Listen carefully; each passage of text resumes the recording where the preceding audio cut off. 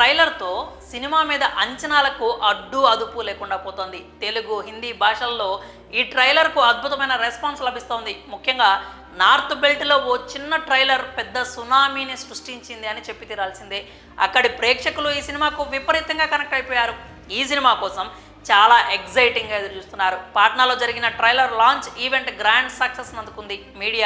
Social మీడియాలో ఎక్కడ చూసినా పుష్ప గురించే టాక్ నడుస్తోంది. ట్రైలర్ రిలీజ్ ఈవెంట్లో బన్నీని బీహార్ ప్రజలు చాలా బాగా రిసీవ్ చేసుకున్నారు.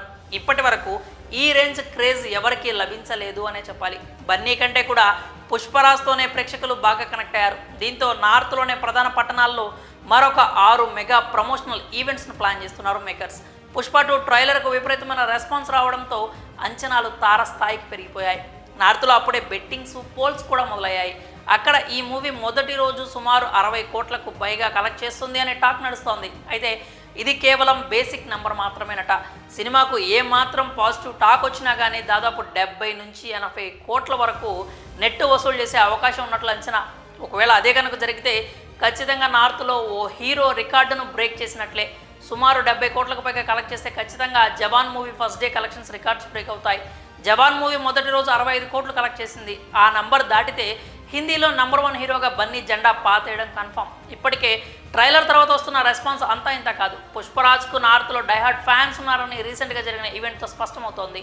సో ఖచ్చితంగా మూవీ సెన్సేషన్ క్రియేట్ చేస్తుందని చెప్పి తీరాల్సిందే. సినిమాకు చాలా కొద్ది రోజుల సమయం మాత్రమే ఉంది. షూటింగ్ కూడా కంప్లీట్ అయినట్లు సమాచారం. ఇక మిగిలింది పోస్ట్ ప్రొడక్షన్ వర్క్స్ మాత్రమే. ఆ పనులన్నీ కూడా శరవేగంగా జరుపుతున్నారు పుష్ప టీం. ట్రైలర్కు ఈ రేంజ్లో రెస్పాన్స్ రావడంతో సినిమా ప్రమోషన్స్, రిలీజ్ విషయంలో ఇంకాస్త జాగ్రత్త వహిస్తున్నారు మేకర్స్. ఇక ప్రీ రిలీజ్ బిజినెస్ లెక్కలు కూడా మరింత ఊపందుకుంటున్నాయి. ఖచ్చితంగా ఈ సినిమా అందరికీ లాభాలను తెచ్చిపెడుతుందని మూవీ టీం భావిస్తోంది. డిసెంబర్ 5 తర్వాత కానీ అసలు లెక్కలు బయటికి రావు. ఇక ఏమవుతుందో చూడాలి. మరి ఈ అప్డేట్పై మీరేమనుకుంటున్నారో మీ అభిప్రాయాలను కామెంట్స్ రూపంలో తెలియజేయండి.